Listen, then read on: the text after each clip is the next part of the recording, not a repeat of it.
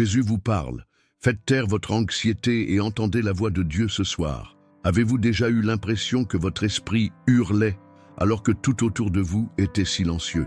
Avez-vous déjà été allongé au lit, dans le noir, le corps épuisé, mais avec vos pensées qui couraient comme s'il faisait jour? Et si je vous disais que cette angoisse que vous ressentez désormais n'est pas que la vôtre, qu'il y a une raison spirituelle derrière ce poids qui vous visite chaque nuit? Non, vous n'êtes pas ici par hasard. Vous avez été conduit à cette vidéo par quelque chose de plus grand.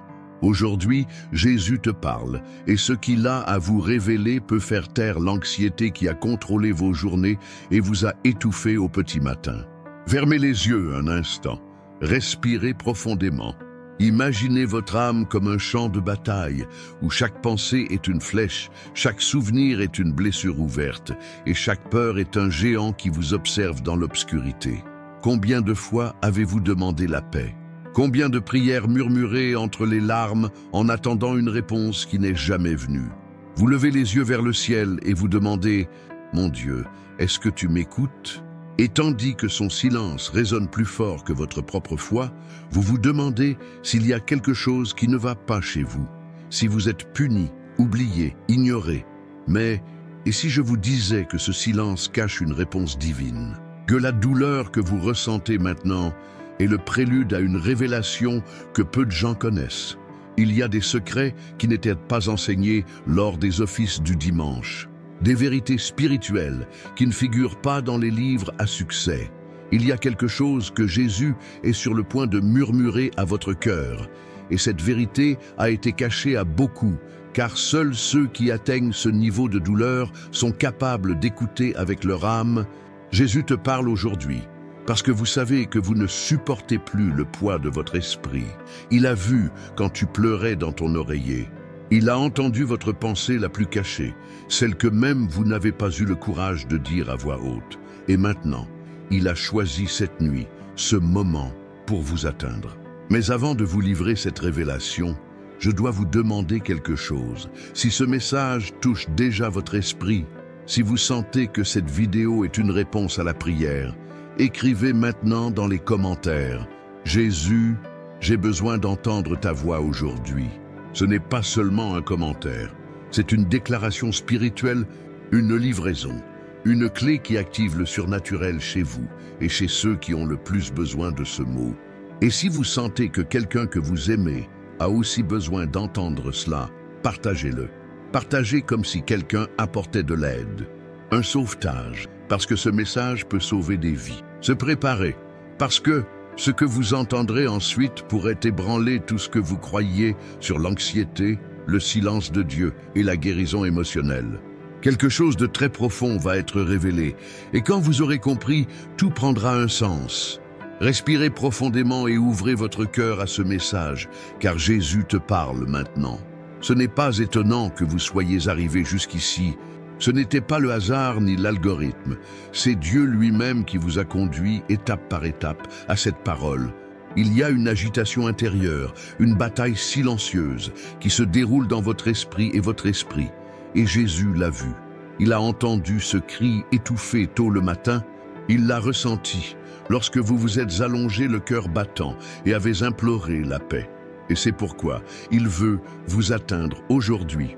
Peu importe ce que vous avez vécu, combien de fois vous avez douté ou eu l'impression de ne pas avoir assez de foi. Ce qui compte, c'est que vous soyez là, maintenant. Et ce message a été écrit pour vous. Si ce que vous avez entendu jusqu'à présent vous a touché, profitez de cette vidéo maintenant. Mais comprenez, il ne s'agit pas d'un simple clic, c'est un acte de foi. C'est comme si vous disiez « Seigneur, utilise ce message pour toucher d'autres vies aussi. » Votre semblable pourrait être le pont permettant à quelqu'un, en ce moment, de se libérer de l'anxiété. Et si vous ressentez cette impulsion dans votre esprit, abonnez-vous à la chaîne « Pourquoi Jésus te parle pas seulement aujourd'hui, mais quand vous en avez besoin ?»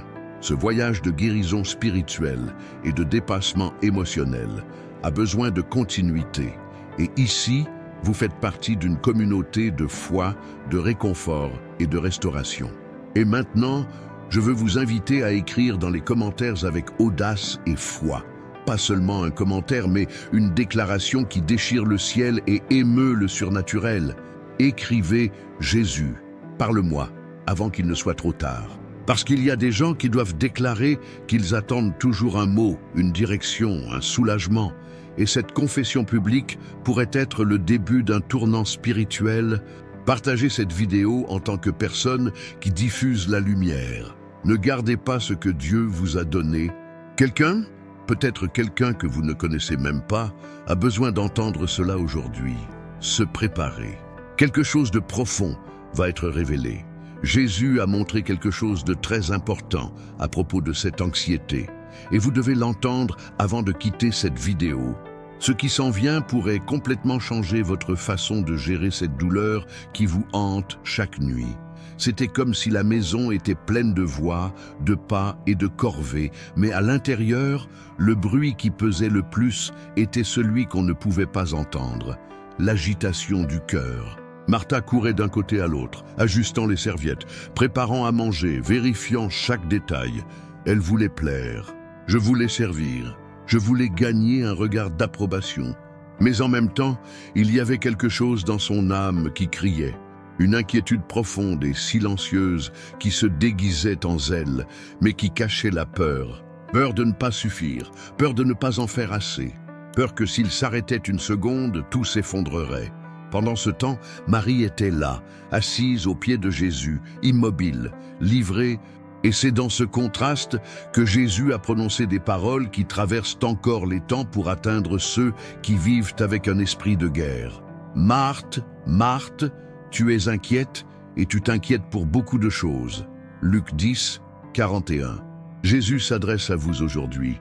À vous qui avez aussi vécu comme Marthe, essayant de contrôler tout autour de vous, alors qu'à l'intérieur, vous vous effondrez. Combien de fois, avant de vous coucher, avez-vous l'impression d'être exactement comme ça? Le corps est fatigué, mais l'esprit reste allumé. Et ce n'est pas seulement l'insomnie, c'est la peur, c'est la pression interne, c'est une liste invisible de tâches émotionnelles qui vous empêchent de vous reposer. Vous vous reprochez de ne pas pouvoir vous éteindre. Vous pensez que vous manquez de foi, que vous êtes faible, que quelque chose ne va pas chez vous. Mais et si je vous disais que votre esprit qui s'emballe n'est pas un signe de faiblesse spirituelle, mais plutôt un appel à l'aide de votre âme? Martha ne faisait rien de mal. Elle essayait simplement de gérer ce qu'elle ressentait de la façon dont elle avait appris, s'occuper, se surmener, se distraire. Mais Jésus ne la réprimande pas avec condamnation. Il l'appelle par son nom, 2 fois, parce que lorsque l'anxiété parle fort, Jésus a besoin de parler encore plus fort. Et il appelle par nom, tendrement, exactement, avec autorité. Cette scène biblique est un parfait miroir de l'anxiété à laquelle vous faites face la nuit. Alors que tout semble calme autour de vous, à l'intérieur, vous êtes en pleine bataille. Une bataille entre contrôle et reddition, entre peur et foi. Et voici la révélation que beaucoup ignorent. Ce n'est pas ce que vous faites qui définit votre spiritualité, mais l'endroit où vous choisissez de reposer votre âme. Martha l'a fait.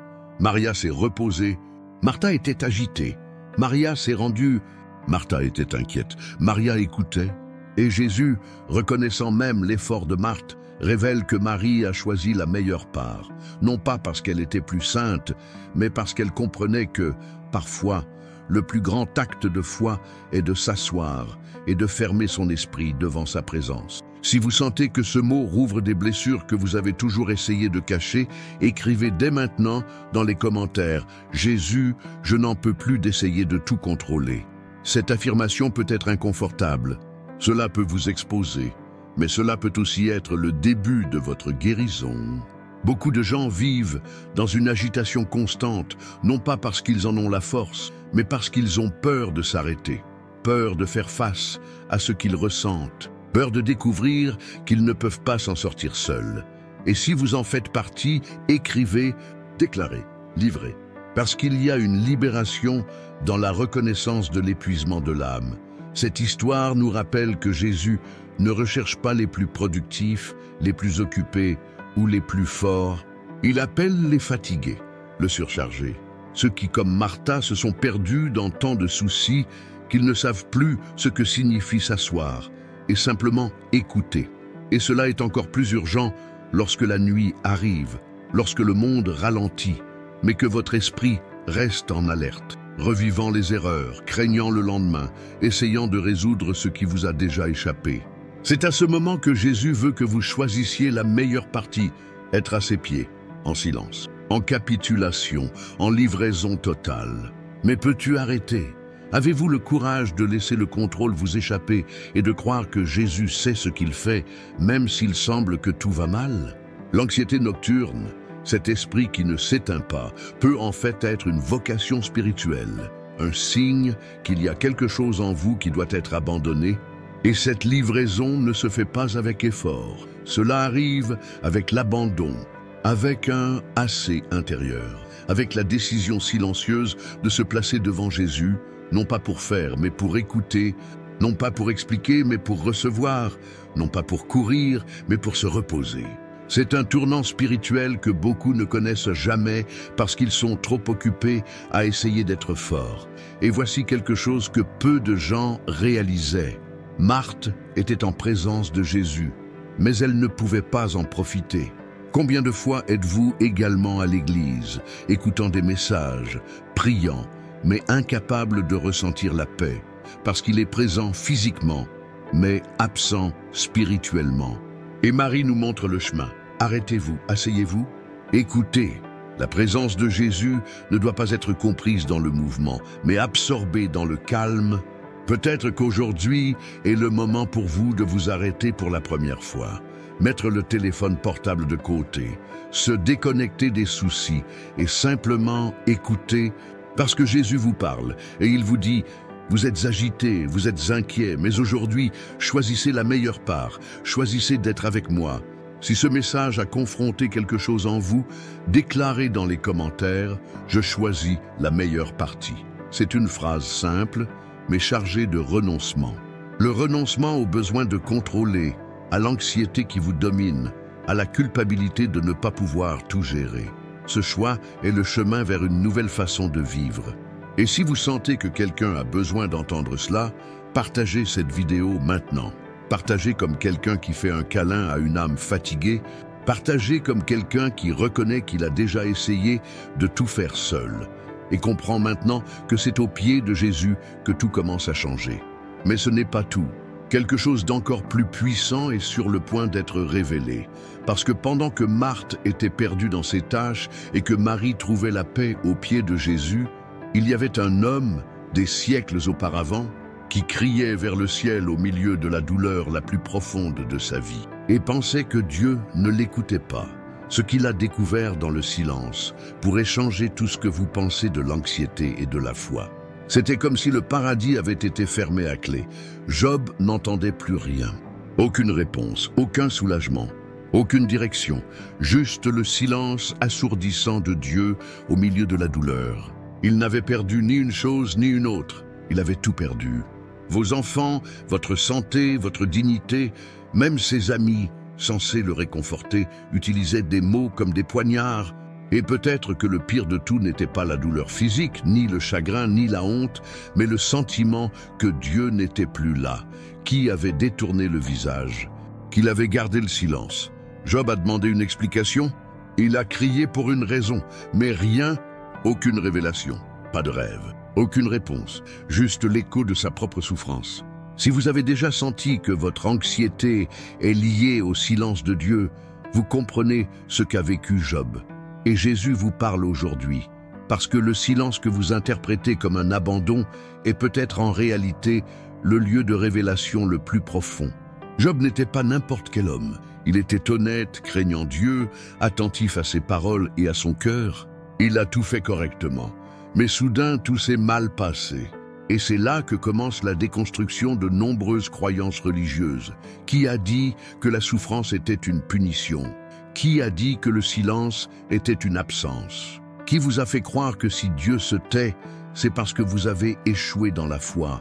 La Bible dit que, même sans comprendre, Job a déclaré « Même s'il me fait mourir, j'espère en lui ».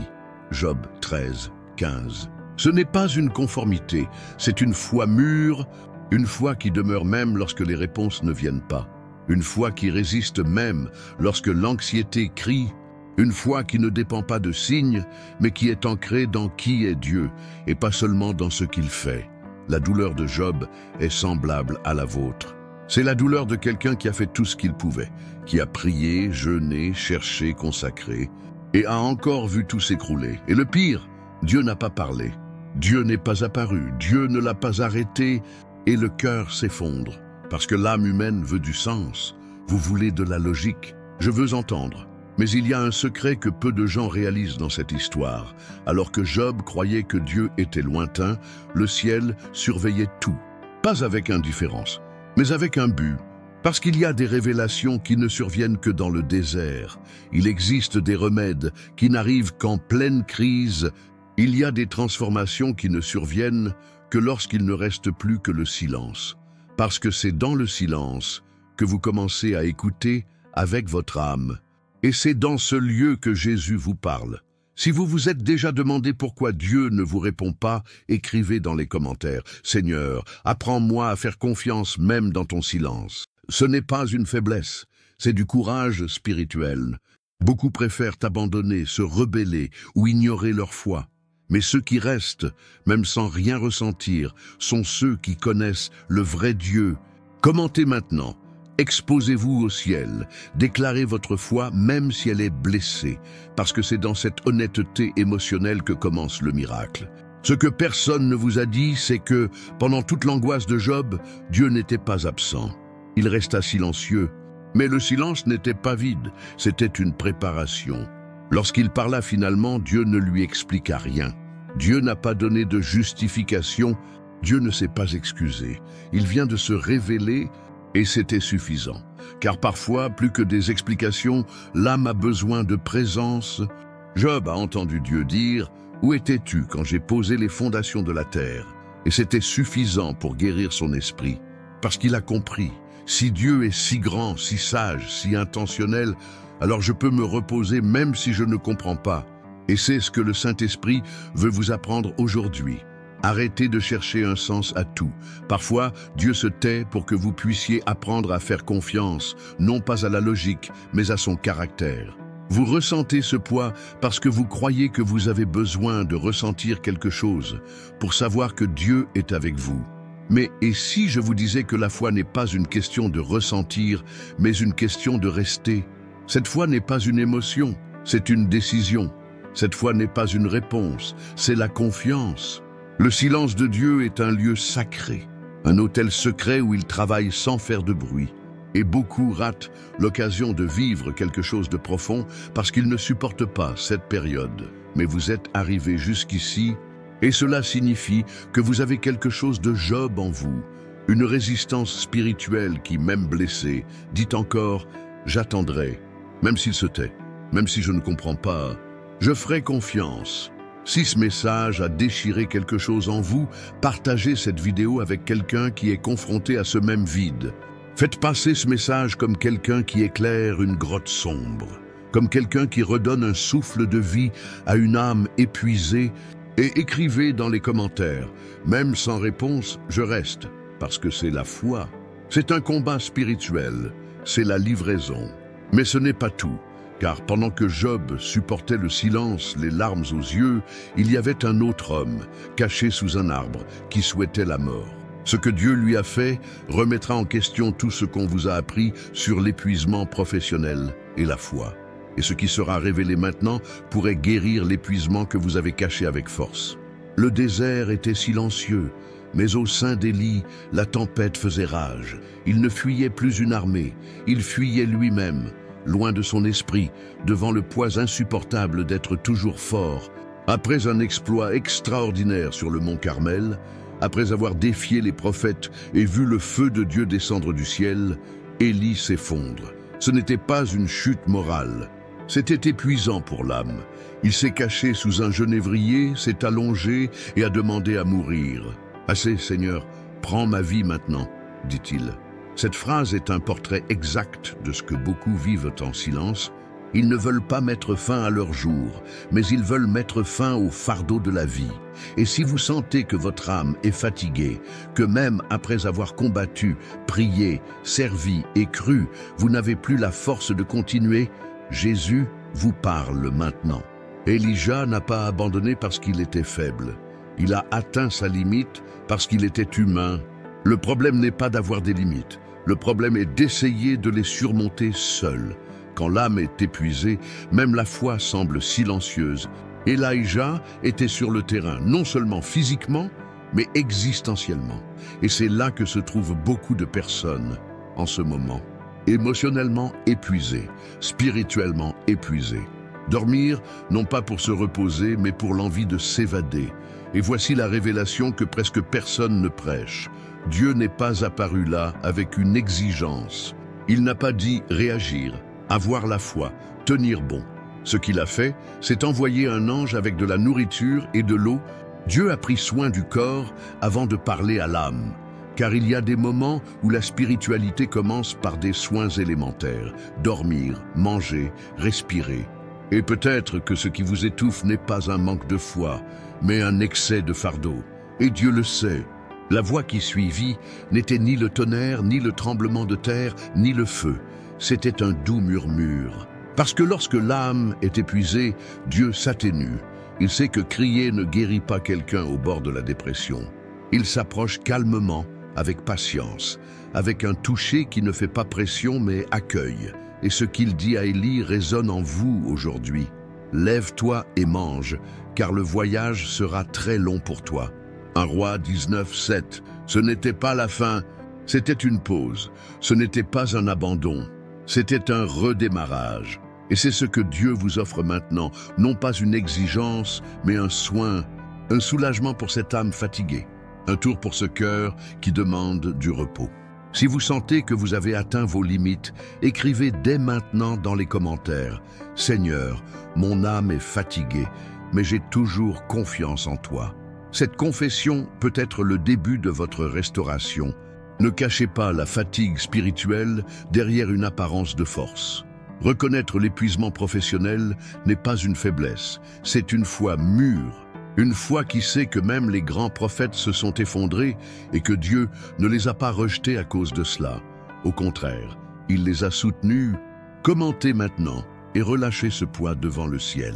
Et si cette parole touche votre cœur, profitez de cette vidéo comme d'un acte de foi. Ce simple geste pourrait être l'instrument que Dieu utilisera pour atteindre quelqu'un qui, en ce moment, songe à abandonner.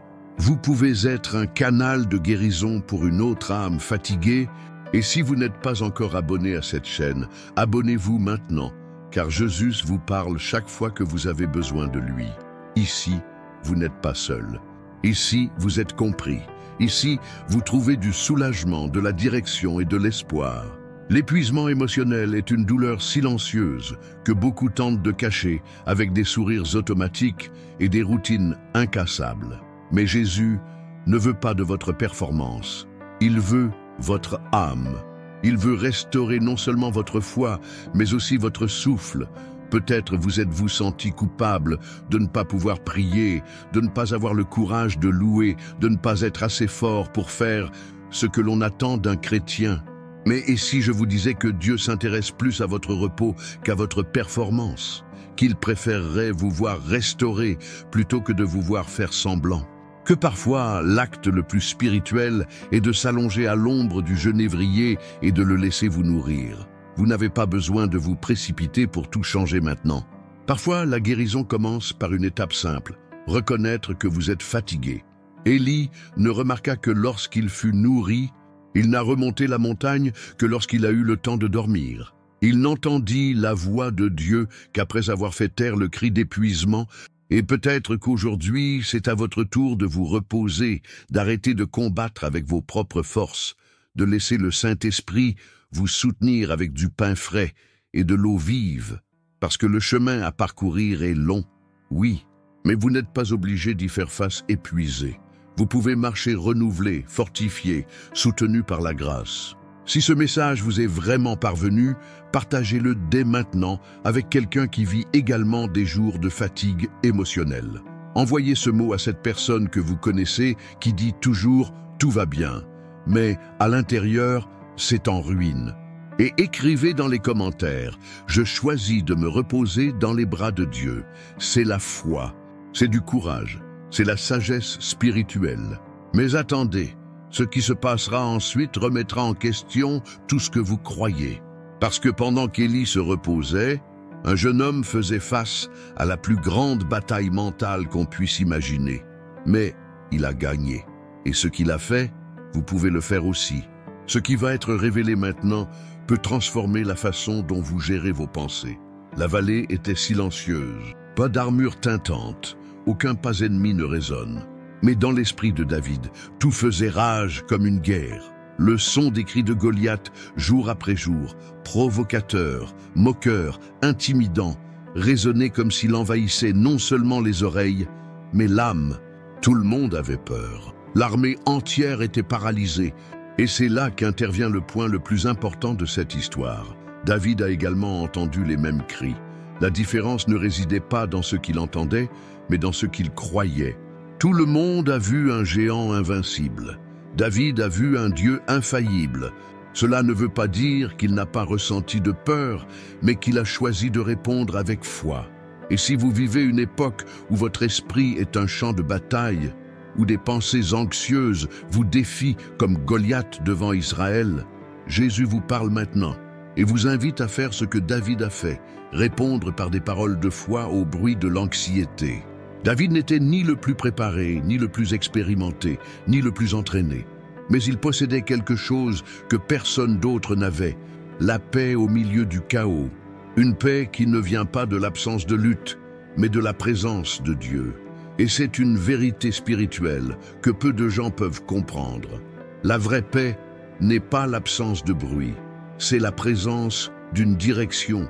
Lorsque vous savez qui est avec vous, votre esprit peut crier. Le monde peut s'effondrer, mais quelque chose en vous reste ferme. Le verset est direct, audacieux et puissant. L'Éternel me délivrera de la main de ce Philistin. 1 Samuel 17, 37. David ne faisait pas seulement une déclaration, il établissait une réalité spirituelle que son esprit avait besoin d'entendre, parce que parfois l'anxiété a besoin d'être confrontée à la parole. Votre esprit peut être un Goliath, oui. Elle crie tous les jours. Tu n'y arriveras pas, tout ira mal, tu ne vaux rien. Et la question est, combien de temps allez-vous écouter en silence? Combien de temps allez-vous vous cacher derrière l'armure des autres en attendant que quelqu'un se batte pour vous? David a refusé l'armure de Saül parce qu'il comprenait que gagner cette bataille exigeait de l'authenticité. Vous devez combattre à votre manière, avec ce que Dieu vous a déjà donné. N'attendez pas d'être à 100% bien pour réagir. N'attendez pas que la peur disparaisse pour prendre position. Le géant n'est pas tombé parce que David était intrépide. Il est tombé parce que David avait confiance. Et aujourd'hui, votre anxiété ne disparaîtra pas parce que vous l'avez ignorée. Il commence à tomber lorsque vous déclarez « Le Seigneur me délivrera ». Si vous faites face à une guerre mentale, écrivez maintenant dans les commentaires « Aujourd'hui, j'affronte mon anxiété avec foi ». N'attendez pas de vous sentir fort pour le déclarer. Écrivez comme un acte de guerre spirituelle, car déclarer la foi au milieu de la confusion est une manière de prendre possession de la victoire avant qu'elle n'apparaisse. Et si cette parole vous met au défi de vous dresser contre ce qui vous paralyse, ne restez pas silencieux, déclarez, libérez, rompre. L'esprit anxieux est plein de voix, et nombre de ces voix ne sont pas les vôtres. Ce sont des souvenirs, des traumatismes, des paroles des autres qui ont infiltré votre réflexion. Et si je vous disais que ce qu'on vous a appris sur la pensée positive n'est pas suffisant, parce qu'il ne s'agit pas de penser différemment, mais de croire différemment. David a gagné parce qu'il a non seulement pensé, mais aussi parlé. Il a verbalisé sa foi, cria-t-il au géant. Et c'est peut-être ce qui vous manque. Élevez la voix contre ceux qui vous oppriment. Dites avec autorité, « Tu n'as aucun pouvoir sur moi, anxiété, mon Dieu me délivrera ». Parce que la foi change ce que vous ressentez quand elle change ce que vous dites. Partagez cette vidéo avec quelqu'un qui vit une guerre interne. Ne sous-estimez pas la puissance d'un clic. Une vidéo mise en ligne pourrait être la réponse à la prière de quelqu'un. Et si ce message vous confronte déjà, remue déjà votre âme, profitez de la vidéo maintenant. Profitez-en comme quelqu'un qui plante une graine de foi. En tant que personne qui croit que ce mot doit toucher d'autres esprits en guerre, votre semblable peut être l'outil de Dieu pour élever quelqu'un d'autre. Et si vous n'êtes pas encore abonné à cette chaîne, abonnez-vous maintenant, parce que Jésus vous parle et continuera de parler. Et vous devez continuer à écouter. Cette bataille mentale peut sembler très personnelle, trop seule, mais elle est spirituelle. C'est invisible, mais réel. Et vous ne pouvez pas gagner avec la distraction ou le déni. Vous gagnez avec le positionnement, avec courage pour dire ce que Dieu dit, même si tout en vous veut rester silencieux. David n'avait pas d'épée, mais il y avait une pierre, un symbole de ce qui est simple, mais plein de pouvoir lorsqu'il est entre de bonnes mains. Et vous n'avez plus besoin d'armes. Vous devez utiliser ce que vous avez déjà, la vérité de la parole, l'autorité de la foi et la voix qui peut encore déclarer la victoire. Si vous avez reçu cette parole à cœur ouvert, écrivez dans les commentaires « Je ne fuis plus mon combat » et envoyez cette vidéo à quelqu'un qui perd la guerre parce qu'il ne sait pas qu'il possède une arme puissante, la foi déclarée. Cela pourrait être le tournant pour une âme qui abandonne déjà. Mais et si je vous disais que la plus grosse erreur que l'on commet face à l'anxiété est d'essayer de prédire demain? Ce qui sera révélé maintenant peut vous apprendre le secret pour vivre en paix, même sans savoir ce qui vous attend. Ce qui s'en vient pourrait transformer votre façon d'appréhender l'avenir. Le vent a coupé le visage de Moïse, tandis que le peuple pleurait, criait, tremblait.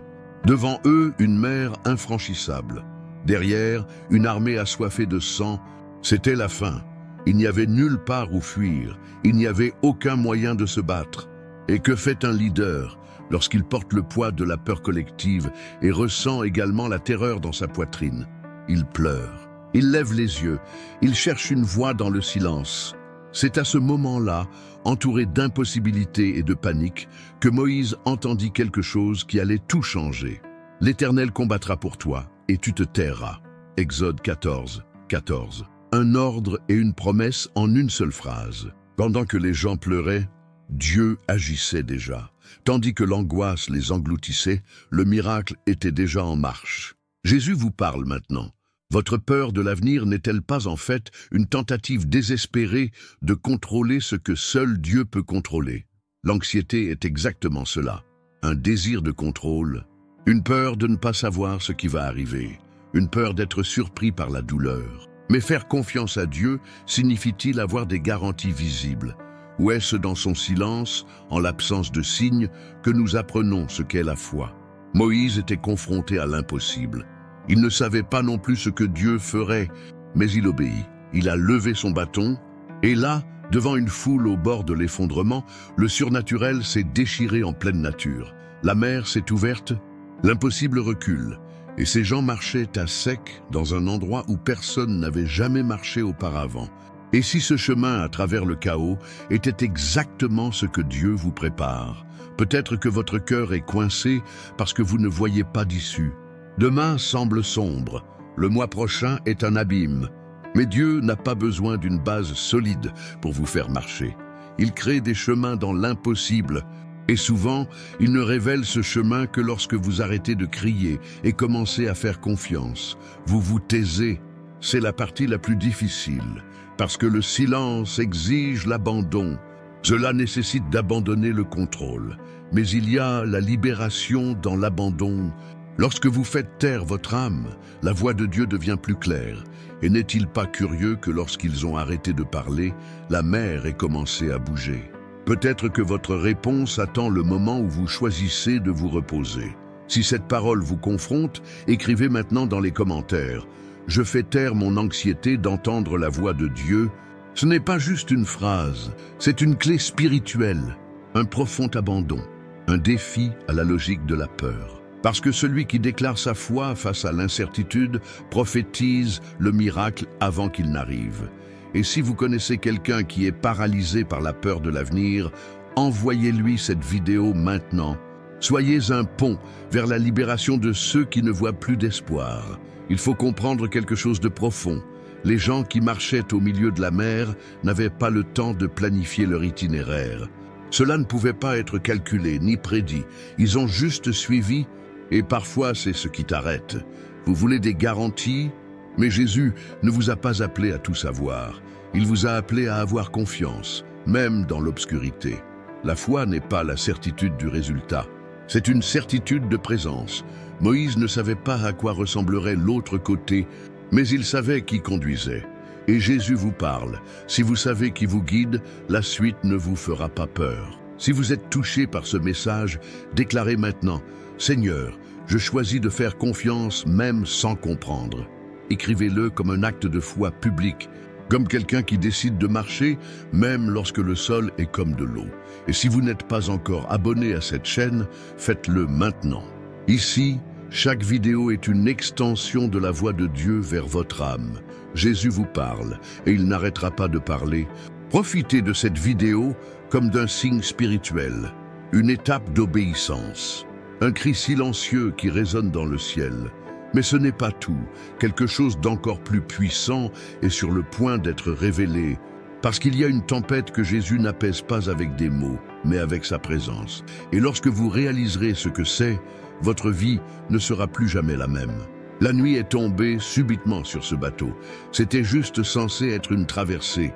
Les disciples, marins expérimentés, ne se doutaient pas que leur voyage allait tourner au cauchemar en haute mer. Le vent soufflait violemment, les vagues s'écrasaient violemment, le bateau était projeté d'un bord à l'autre. Des cris mêlés au bruit de l'eau, la peur s'installait comme une ombre épaisse et suffocante. Et où était Jésus? Dormir, allongé sur un coussin à l'arrière, en paix, alors que tout s'effondrait autour de lui. La scène est presque absurde. Et c'est peut-être pour cela que cela nous confronte autant. Car au plus fort de notre angoisse, lorsque nous implorons une aide immédiate, il semble que Jésus soit immobile, absent, inconscient. Mais est-ce vraiment le cas? Ou la vraie paix ne vient-elle pas de l'absence de tempête, mais de la présence de ceux qui dorment au milieu d'elle? Et il se réveilla, menaça le vent et dit à la mer, « Tais-toi, tais-toi » et le vent se tut, et il y eut un grand calme. Marc 4, 39. Il ne s'agit pas seulement d'une histoire sur le pouvoir de Jésus sur la nature. C'est une révélation sur la nature du Christ lui-même. Il ne réagit pas au chaos comme nous. Il ne panique pas face au désespoir humain. Sa paix est surnaturelle. Et Jésus vous parle. Pourquoi essayez-vous encore de contrôler ce qui ne se calme que lorsque vous vous abandonnez? L'anxiété crie, mais la foi murmure. Et c'est dans ce murmure que le miracle commence à se former. Beaucoup de gens vivent dans le désir de paix, comme s'il s'agissait d'un lieu lointain, d'un état émotionnel à conquérir avec effort. Mais la vraie paix, c'est une personne. Jésus ne donne pas seulement la paix, il est la paix. Lorsqu'il se lève au milieu de votre tempête et vous dit « Tais-toi », il ne parle pas seulement au vent extérieur, il parle à l'ouragan qui est en vous. Et si vous écoutiez aujourd'hui? Si au lieu de crier à l'aide, vous décidiez de faire confiance à sa présence silencieuse? Parfois, Jésus ne parle pas tout de suite parce qu'il veut voir qui reste même sans garantie. Il veut enseigner que le bruit extérieur n'a de pouvoir que lorsqu'il trouve un écho en nous. Mais lorsque l'âme est ancrée, le chaos ne peut la faire couler. Si cette parole touche ton âme, écris maintenant dans les commentaires. Jésus, même si tout crie, je choisis de faire confiance à ton silence. Ce n'est pas seulement une belle phrase, c'est un choix courageux. C'est la foi sous forme de mots. C'est une déclaration qui fait taire l'enfer et fait bouger le ciel. Et si vous connaissez quelqu'un qui sombre dans des vagues de peur, partagez cette vidéo maintenant. Sauvez cette vie avec un message qui peut tout changer. Respirez profondément, fermez les yeux.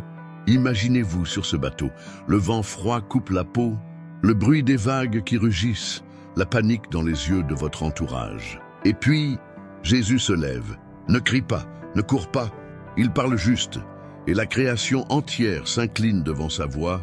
C'est ce qui s'offre à vous aujourd'hui.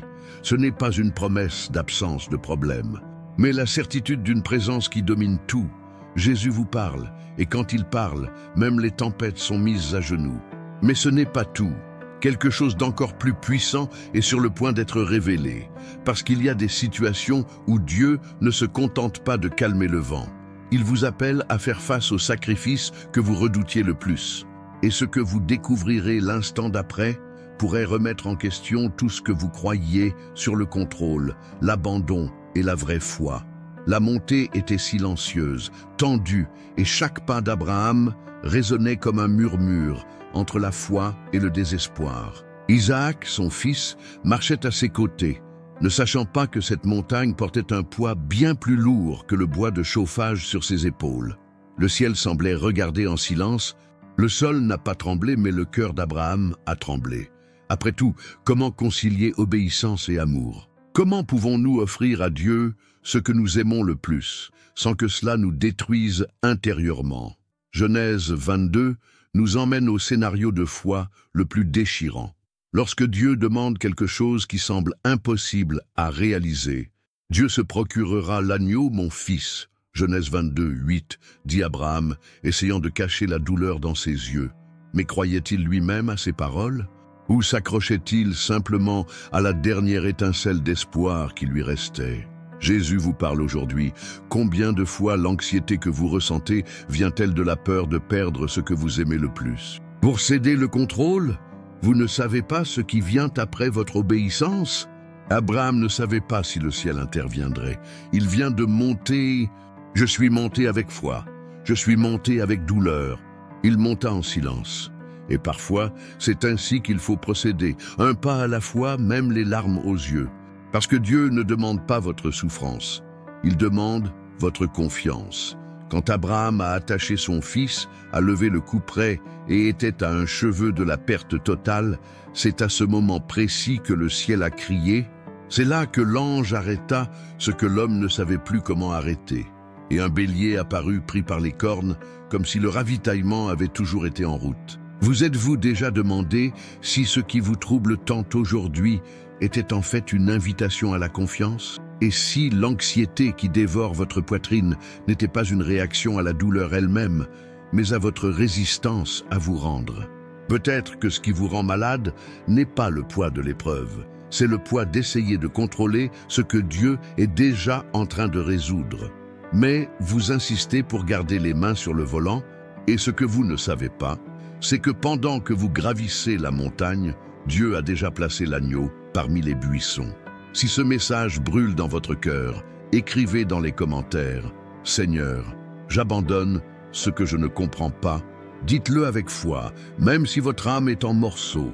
Déclarez-le comme un acte d'abandon et voyez comment le ciel réagit à un abandon sincère. Jésus ne vous demande pas d'abandonner sans but. Il vous façonne à faire confiance à l'invisible. Il sait exactement ce qu'il fait. Et même si cela semble insupportable maintenant, un bélier arrive de l'autre côté de la montagne, il vous suffit de continuer à grimper, un pas à la fois, avec foi, avec obéissance. Avec les yeux fixés vers le ciel, là où l'aide vient, Jésus vous parle. Ce que vous craignez le plus de perdre est peut-être ce que Dieu veut le plus utiliser pour révéler sa sollicitude. Mais d'abord, vous devez avoir suffisamment confiance pour lâcher prise. Mais ce n'est pas tout. Et voici la partie la plus impressionnante de cette histoire. Parce qu'il y a des moments où l'on prie sans rien ressentir du tout, et puis une nouvelle douleur apparaît, le vide spirituel. Avez-vous déjà eu l'impression de parler à Dieu et d'entendre seulement l'écho de votre propre voix? Alors préparez-vous, car la suite touchera des zones profondes que vous avez peut-être cachées même à vous-même. Anna n'avait plus de larmes. Son âme était vide, mais son cœur était plein de douleur. Elle n'a pas crié, elle n'a pas supplié à haute voix, mais quiconque la verrait une femme aux limites de l'existence.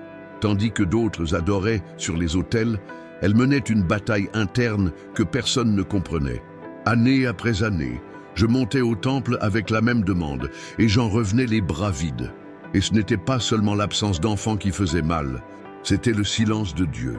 C'était le sentiment de prier, de pleurer, d'insister et de ne pas être remarqué. Avez-vous déjà ressenti cela aussi? Comme si prier, c'était parler à un mur invisible? Comme si, même à genoux, vous étiez complètement seul? Le verset de 1 Samuel 1,15 dit « Elle priait continuellement le Seigneur, épanchant son âme. Et voici quelque chose de profond. Anna ne s'est pas contentée de prier, elle a versé. Ce n'était pas une prière répétée, mesurée ou protocolaire. C'était une douleur liquide qui coulait sous la forme d'un cri. C'était le type de prière qui ne se mesure pas en belles paroles, mais en sanglots, en gémissements et en foi déchirée. Et même si le curé ne comprenait pas, il pensait même qu'elle était ivre. Dieu comprenait. Dieu a vu ce que personne n'a vu. J'ai entendu ce que personne d'autre n'a entendu. Anna semblait parler au vent, mais dans le monde spirituel, ses paroles généraient un miracle. Jésus vous parle maintenant. Il existe un type de prière qui n'a pas besoin d'être ressenti pour être entendu. Et si ce que vous pensez être l'absence de Dieu était en réalité le silence qui précède une grande réponse? Combien de fois priez-vous et parce que vous ne ressentez rien, vous croyez que Dieu est loin? Mais et si je vous disais que le paradis fonctionne même si vous ne vous en rendez pas compte? Que la vraie foi ne dépend pas de sensations, mais de constance. Anna a prié pendant des années, rien ne s'est passé, jusqu'au jour où tout change.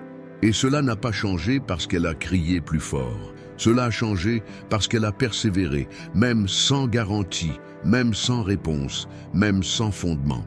Si vous priez depuis longtemps pour quelque chose et que vous envisagez d'abandonner, écrivez dans les commentaires « J'espère toujours en toi, Seigneur ». Écrivez-le comme un acte de résistance spirituelle. Parce que la foi mûre n'abandonne pas quand le cœur se refroidit.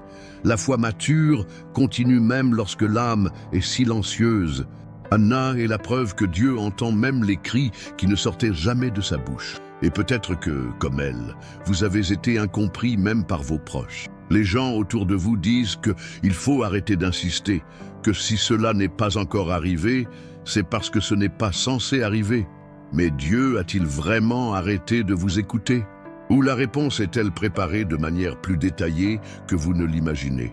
Savez-vous ce qui s'est passé ensuite? Anna a quitté ce temple et son visage n'était plus le même. Non pas parce que le miracle était arrivé, mais parce qu'elle avait enfin compris. Dieu avait écouté. Cela change tout. Lorsque vous êtes sûr d'avoir été entendu par Dieu, même si vous ne voyez toujours pas la bénédiction, quelque chose en vous se réjouit déjà. L'anxiété laisse la place à l'espoir. L'angoisse cède la place à la paix. Parce que la prière ne consiste pas à convaincre Dieu de faire ce que vous voulez, mais à aligner votre âme sur son timing. Jésus vous parle. Priez encore, même sans le ressentir. Criez à nouveau, même sans émotion. Parlez-lui aujourd'hui comme à celui qui déverse ce qui reste. Car parfois, c'est dans ce reste de foi que le ciel décide de bouger. Anna a reçu la visite de Dieu au bon moment et elle a donné naissance non seulement à un fils, mais à un prophète qui allait changer l'histoire d'Israël. Ce que vous attendez n'est peut-être pas seulement une réponse pour vous, cela pourrait être quelque chose qui bénira des générations. Pouvez-vous le supporter encore un peu pour quelque chose comme ça? Mais attendez, ce qui se passera ensuite remettra en question tout ce que vous croyez sur la peur, l'angoisse et la sécurité. Parce qu'il y a des moments où notre plus grand ennemi n'est pas à l'extérieur, mais à l'intérieur de notre esprit. Et lorsque la panique commence à créer des scénarios catastrophiques, nous devons regarder au-delà de la logique. Préparez-vous pour la suite, cela va tout gâcher. C'était l'aube, lorsque le serviteur d'Élisée se réveilla avec une panique au cœur. Ses yeux pouvaient à peine se concentrer, mais l'image extérieure était trop claire pour être ignorée. Des collines entourées de chevaux et de chars, c'était l'armée ennemie. La peur, comme une avalanche, s'abattit sur lui. Sa gorge était sèche, ses mains tremblaient. Il court vers Élisée, désespéré, ne sachant que faire.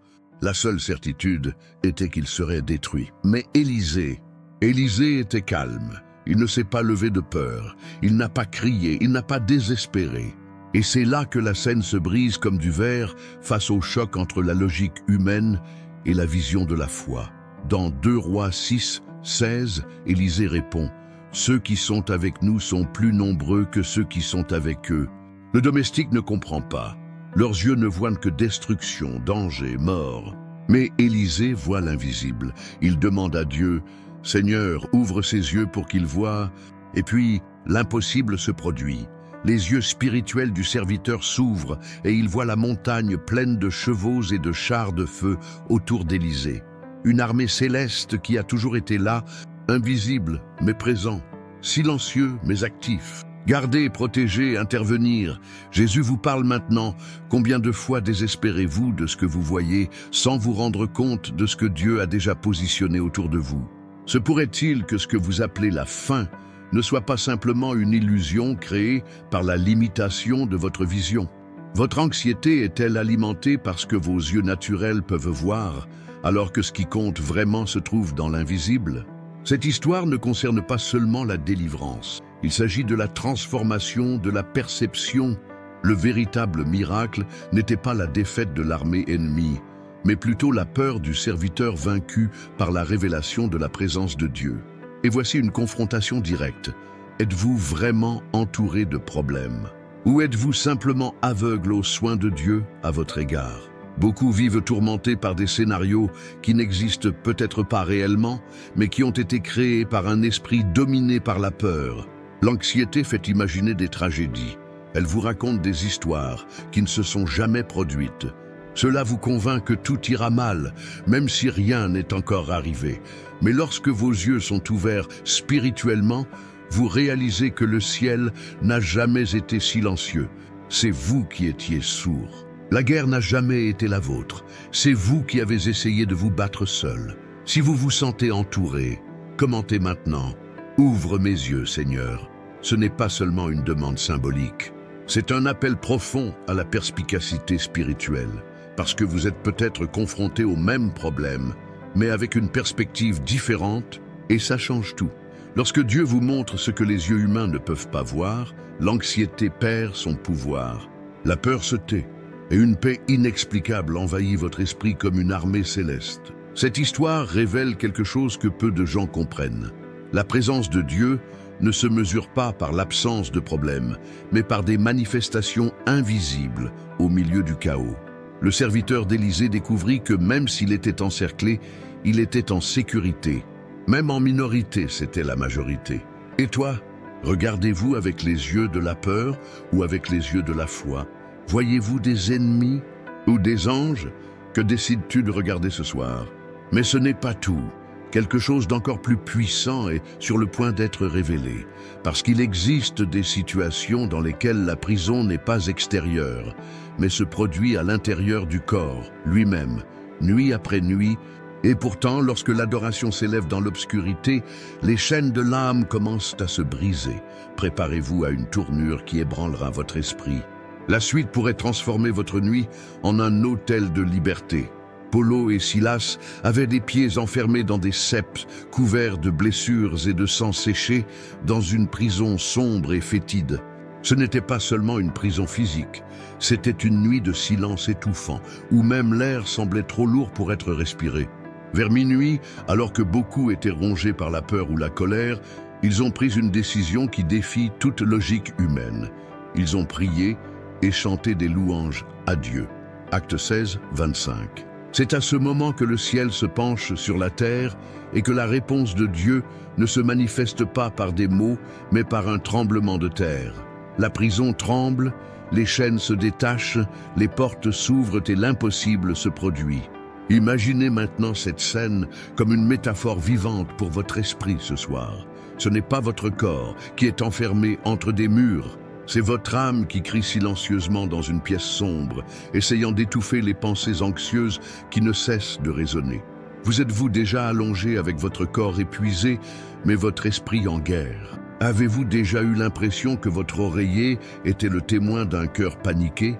Et si je vous disais que ce qui s'est passé dans cette cellule pourrait aussi se produire maintenant, dans votre esprit, à ce moment précis?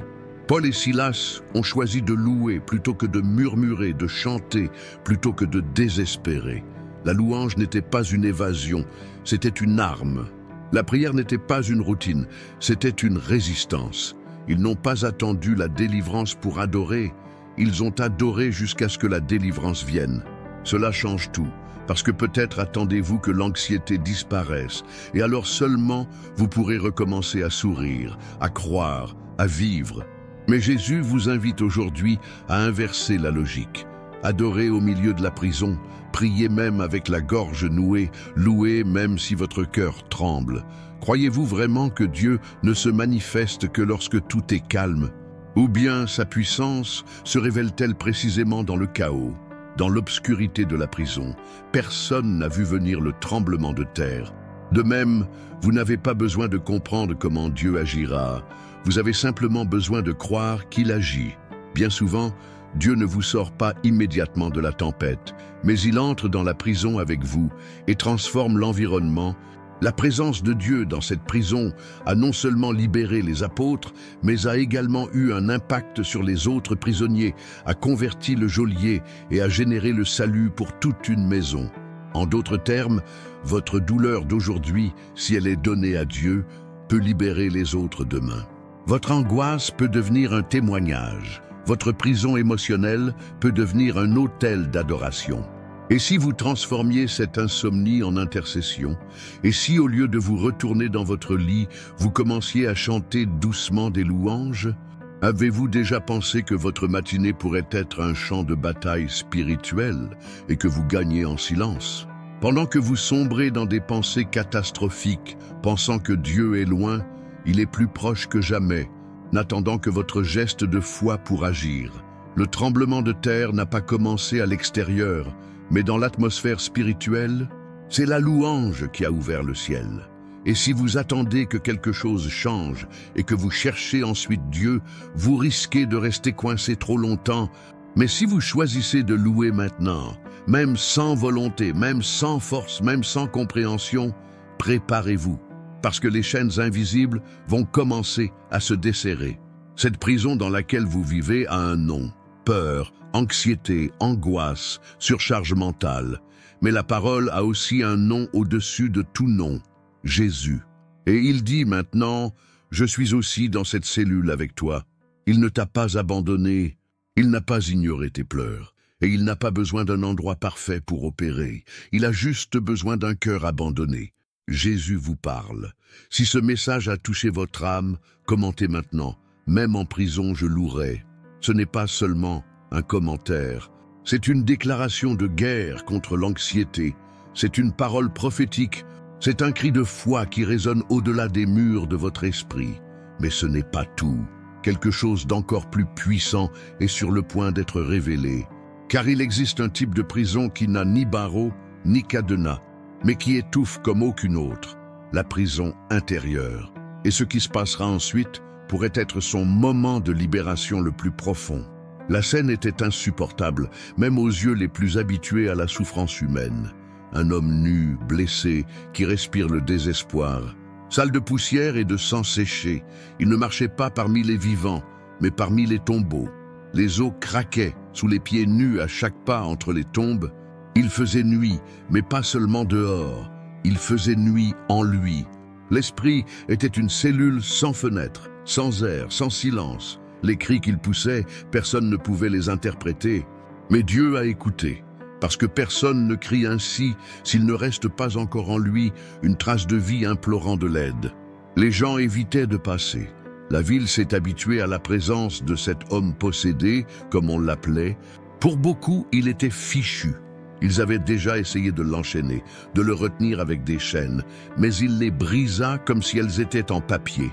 Parce que sa véritable prison n'était pas en fer. C'était fait de souvenirs, de voix, de peurs qui hurlaient plus fort que n'importe quelle voix humaine.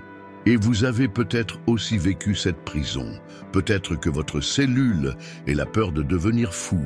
La peur que vos pensées vous entraînent dans un abîme de non-retour. Vous souriez même pendant la journée, mais la nuit, quand tout le monde dort, vous êtes enfermé dans une grotte à l'intérieur de votre propre esprit. Les pensées tournent, les voix ne s'arrêtent pas. Anxiété, panique, épuisement mental. Tout cela forme une prison invisible. Et tout comme cet homme au tombeau, vous avez essayé de vous libérer. Il a déjà cherché des distractions, il s'est isolé, il a fait tout ce qu'il pouvait pour ne pas penser.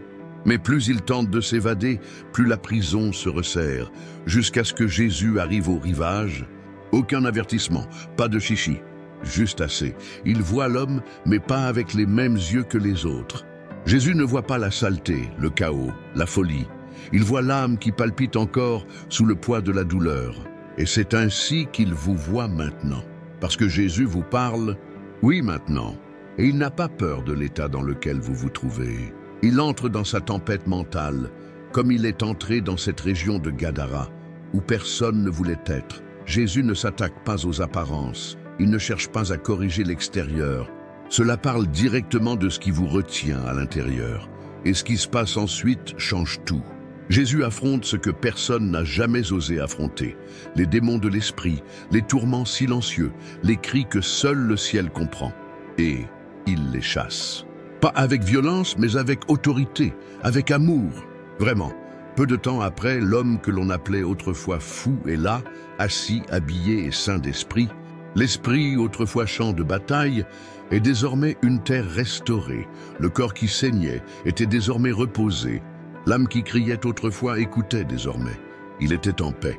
Et toi, croyez-vous que cette même paix vous soit accessible aujourd'hui? Pas demain, pas quand on s'améliore. Aujourd'hui, parce que Jésus vous parle, même lorsque votre esprit vous trahit. Et maintenant, je veux vous provoquer avec une question sincère et inconfortable. Vous habituez-vous à votre prison mentale parce que vous avez appris à vivre avec la douleur? Ou croyez-vous toujours que Jésus peut vous redonner le jugement, la raison et la paix que les médecins ne peuvent pas expliquer?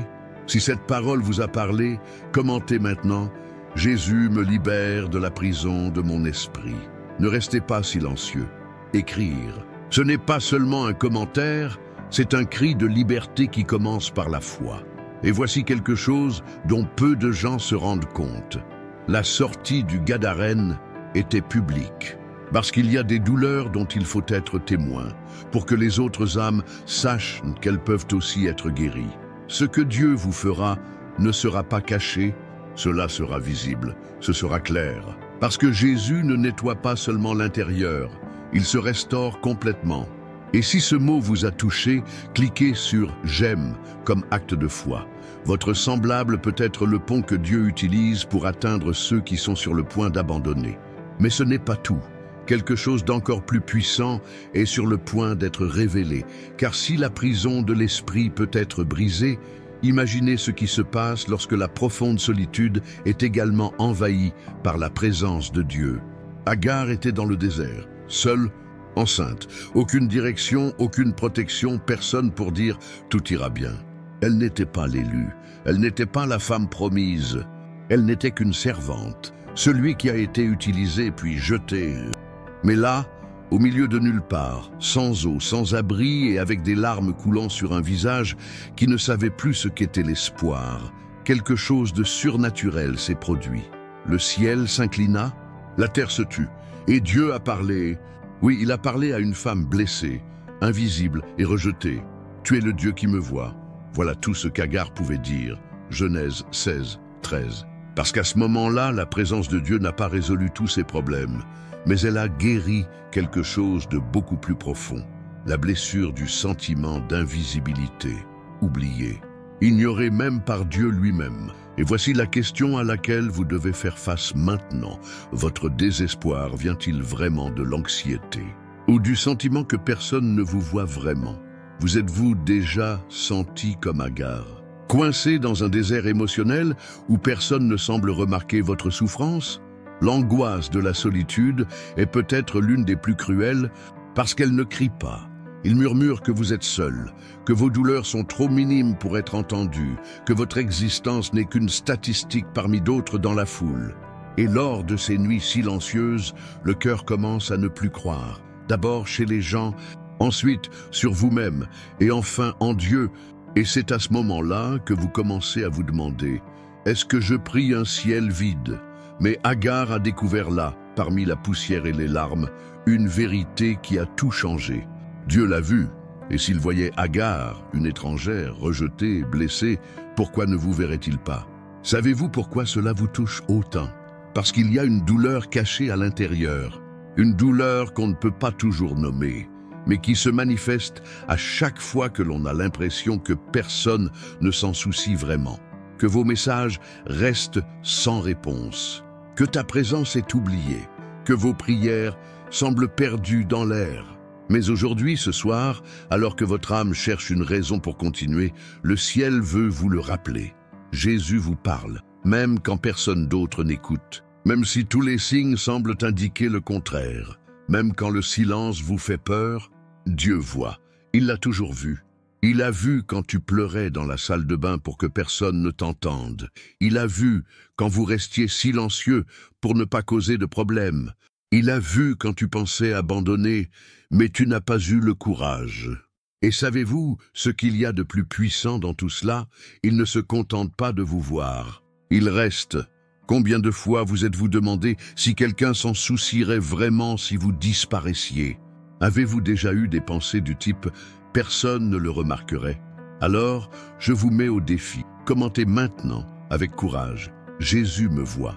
Et si vous avez peur que cela semble faible ou vulnérable, comprenez que c'est exactement la racine de votre guérison. Vous devez exposer la douleur afin qu'elle ne continue pas à vous tuer en silence. Mais attendez, et si je vous disais que la plus grande prison de votre âme n'est pas l'anxiété, mais le silence non partagé? Et si, en fait, vous vous noyez parce que vous avez cru trop longtemps qu'il fallait être fort tout le temps? Agar n'était pas forte, elle s'est effondrée, et Dieu l'a trouvée juste là. Savez-vous pourquoi? Parce que le ciel ne cherche pas ceux qui sont seuls, mais ceux qui ne peuvent plus tenir. Jésus ne vous parle pas lorsque vous prétendez aller bien, mais lorsque vous finissez par admettre que vous ne l'êtes pas. Et lorsque vous faites cela, vous donnez à Dieu la seule chose à laquelle il a toujours attendu, la permission d'entrer. Alors que la plupart des gens luttent pour paraître entiers, Dieu cherche les cœurs brisés. Le désert n'est pas la fin, c'est l'endroit où il vous trouve. La solitude n'est pas une punition, c'est le théâtre du miracle de sa présence. Peut-être attendez-vous que Dieu change tout autour de vous pour ressentir la paix. Mais et si le changement que Jésus veut opérer aujourd'hui était en vous?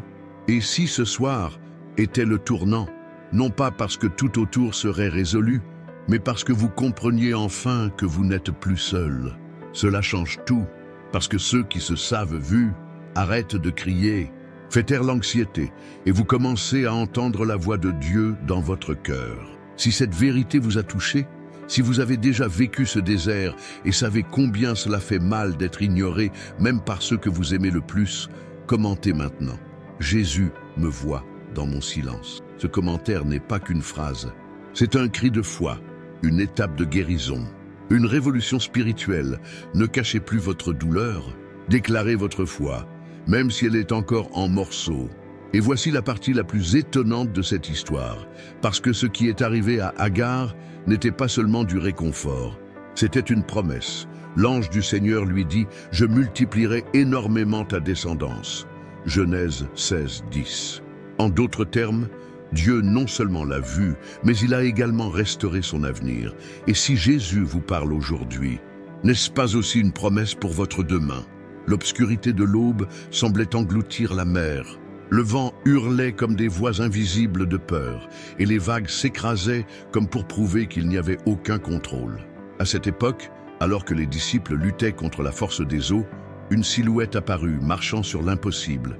Jésus ne les approcha pas avec un bateau, mais à pas sur la mer déchaînée. Le cœur de Pierre, comme celui de beaucoup d'entre nous, oscillait entre la foi et la panique. « Si c'est toi, Seigneur, ordonne-moi de venir à toi, de l'autre côté de l'eau », a-t-il crié.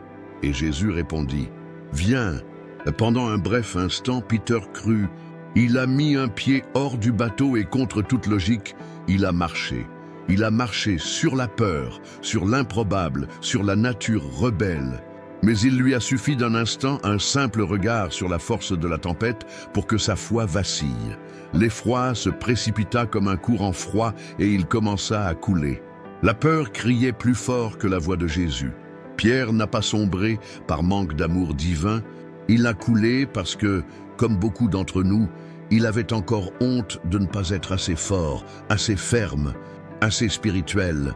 Ô homme de peu de foi, pourquoi as-tu douté? Matthieu 14, 31. Ce n'était pas une réprimande cruelle, mais une révélation douloureuse. Jésus n'a pas retiré sa main, il n'a pas tourné la tête. Il tendit le bras, toucha Peter au milieu de l'échec et le souleva.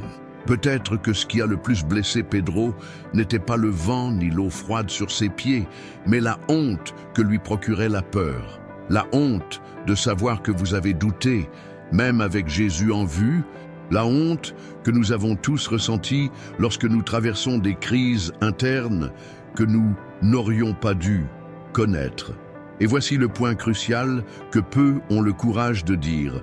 Ressentir de l'anxiété n'est pas un manque de foi.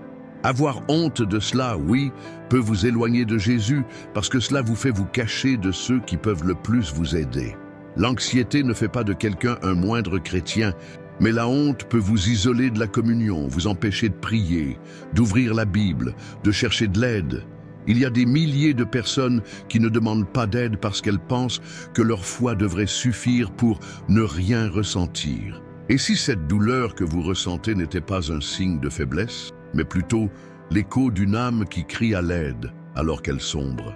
La vérité que beaucoup évitent est que même les plus proches de Jésus font naufrage. Pierre se trouvait littéralement à quelques pas du Sauveur, et pourtant, il avait peur. Pourtant, il a coulé, et pourtant, il a été sauvé. Si Pierre, qui a vu de près les miracles, qui a été appelé par son nom, qui était là les yeux fixés sur le Messie, a également hésité. Qui sommes-nous pour feindre la force alors que nous saignons intérieurement? Il y a quelque chose de profondément guérissant dans le fait d'arrêter de prétendre que tout va bien. Jésus n'exige pas que vous soyez un guerrier inébranlable. Il veut simplement que vous tendiez la main, même si la peur vous envahit. Pierre n'avait pas besoin de parcourir toute la longueur de la mer. Il lui fallait juste faire un pas de foi et être honnête quand il ne pouvait pas continuer. Si vous avez déjà eu honte de ne pas pouvoir contrôler votre anxiété, écrivez maintenant dans les commentaires « Jésus, je coule encore, mais je ne lâcherai pas ta main ». Soyez transparent. Le fait de déclarer cela publiquement n'est pas de la faiblesse, c'est du courage spirituel. C'est un pas sur l'eau vers la guérison. Et maintenant, j'ai envie de te provoquer. Se pourrait-il que la véritable erreur ne soit pas de ressentir de l'anxiété, mais de faire comme si elle n'existait pas? Se pourrait-il que ce qu'on vous a enseigné sur le fait d'être fort dans la foi ait créé en vous une peur de paraître faible, plutôt qu'un réel désir de faire confiance? Peut-être que vous n'avez pas besoin d'être un super croyant. Peut-être avez-vous juste besoin d'être comme Peter, quelqu'un qui a osé sortir du bateau, même s'il coulait. La scène ne se termine pas par un reproche, mais par la rédemption. Jésus et Pierre retournent ensemble au bateau, mouillés, oui, épuisés peut-être, mais ensemble. Et quand Jésus entre, le vent s'arrête, le chaos se plie, la paix revient. Ce n'est pas une coïncidence, c'est une promesse. Jésus vous parle maintenant, vous n'avez pas besoin d'avoir honte de vos sentiments. Vous devez juste avoir confiance que même dans vos doutes, je vous tends la main. Pouvez-vous en sentir le poids? Il ne s'agit pas de se lever, il s'agit de savoir qui vous rattrape lorsque vous tombez.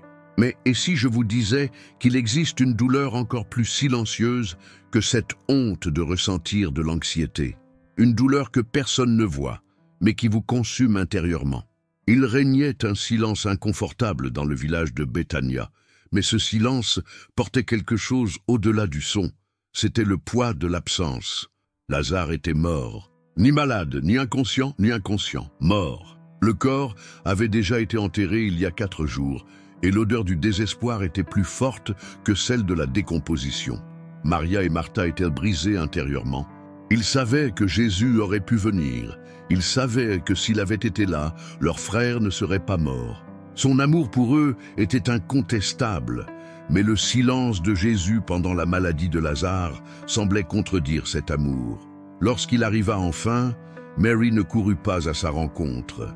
Martha, oui, mais le cœur brisé, elle a dit « Seigneur, si tu étais ici, mon frère ne serait pas mort. » Elle crée toujours, mais sa foi était enfouie sous des couches de douleur et de confusion. La scène est dense.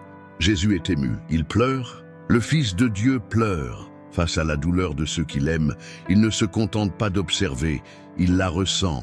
Et puis, en marchant vers la tombe, quelque chose se produit qui déchire la logique humaine. Jésus dit « Enlevez la pierre ». Et Martha, toujours liée à la raison et au temps, répond « Seigneur, ça sent déjà mauvais ». Mais il lui fait une promesse. « Ne vous ai-je pas dit que si vous croyez, vous verrez la gloire de Dieu. Il n'a pas ignoré la réalité, mais il l'a redéfinie. Il n'a pas dit que cette puanteur n'existait pas, mais il a dit que la foi peut s'élever au-dessus de la décadence. Lazare sort. Ce n'était pas un murmure, c'était un appel à l'autorité. C'était le mot qui brise le voile de la mort. Et puis, l'impossible s'est produit. Lazare est parti, vivant, bandé. Respiration. La vie avait gagné. Mais il y a quelque chose dans ce miracle que peu de gens réalisent. Jésus n'est pas entré dans le tombeau pour sauver Lazare. Il l'a appelé. Le miracle n'était pas Jésus entrant dans les ténèbres. C'était Lazare répondant à la voix même s'il était à l'intérieur. Combien de fois avez-vous ressenti cela? Émotionnellement enterré, paralysé, sans même la force d'espérer un nouveau départ. Vous respirez, mais vous ne vivez pas. Marchez, mais sans direction. La douleur d'hier est devenue le poids d'aujourd'hui et vous répétez silencieusement « je n'y arrive pas ». Mais est-ce vraiment vrai? Ou est-ce ce que l'anxiété vous a amené à croire? Recommencer n'est pas facile. Ça fait mal d'admettre que tu as arrêté. C'est humiliant de reconnaître qu'on a besoin d'aide. Mais la foi n'exige pas de force, nécessite une livraison. La même voix qui a appelé Lazare vous appelle aujourd'hui « Viens dehors ».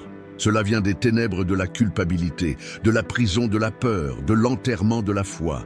Votre histoire ne se termine pas avec ce qui a été perdu. Jésus vous parle maintenant. Il y a une vie là où il semblait n'y avoir qu'une fin.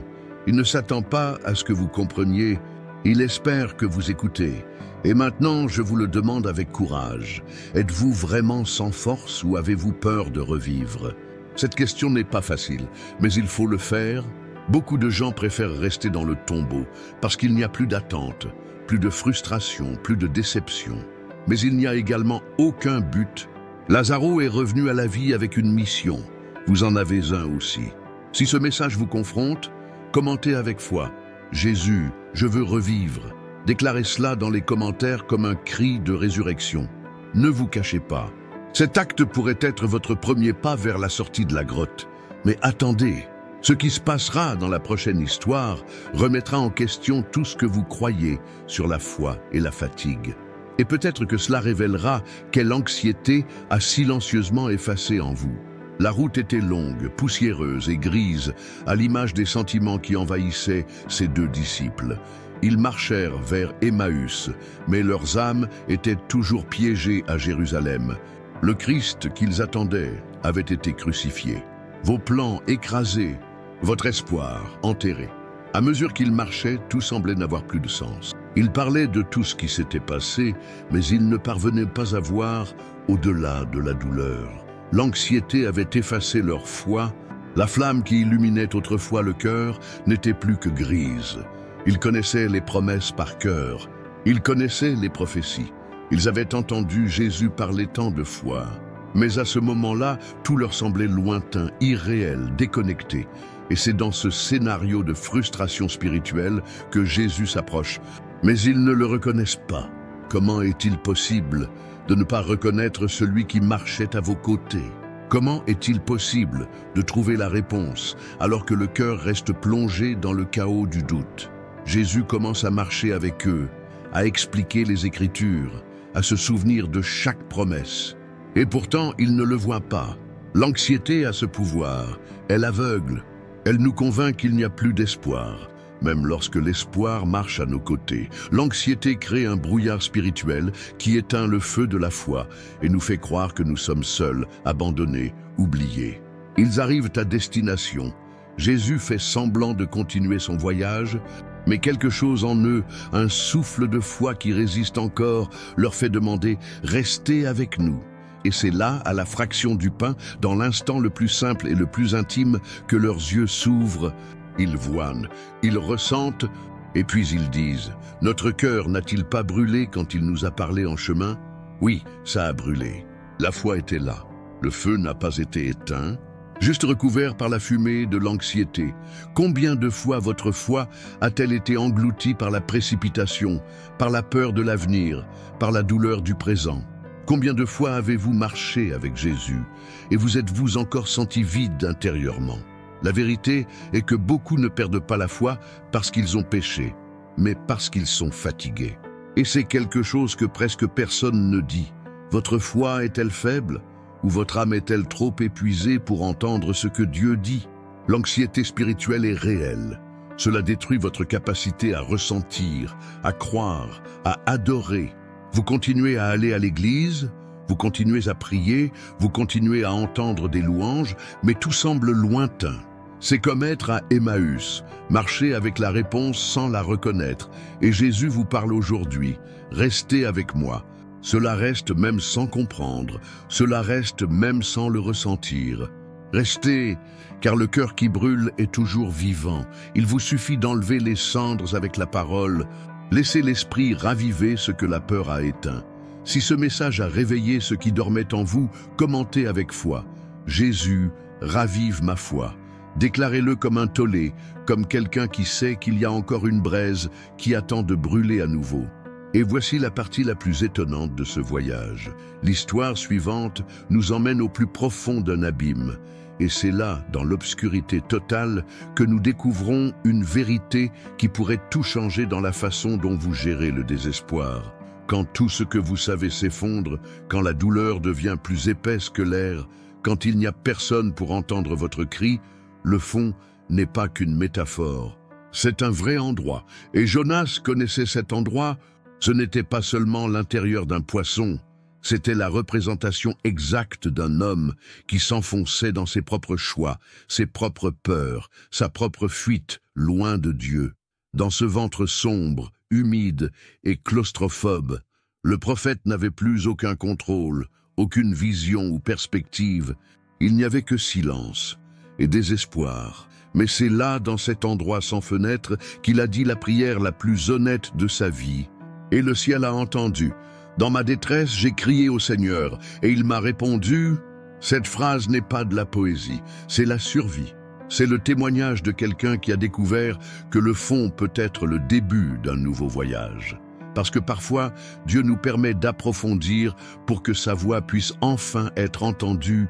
L'anxiété qui vous envahit, la confusion mentale, la peur paralysante, tout cela peut sembler être la fin, mais c'est peut-être exactement le scénario que Dieu utilisera pour briser votre résistance et restaurer votre foi. Avez-vous déjà pensé que cette dépression que vous vivez pourrait être une réponse et non une punition? Jonas n'a pas été avalé par un poisson. Il a été englouti par les conséquences de sa fuite devant la présence de Dieu. Et celui qui fuit la présence trouve invariablement le vide.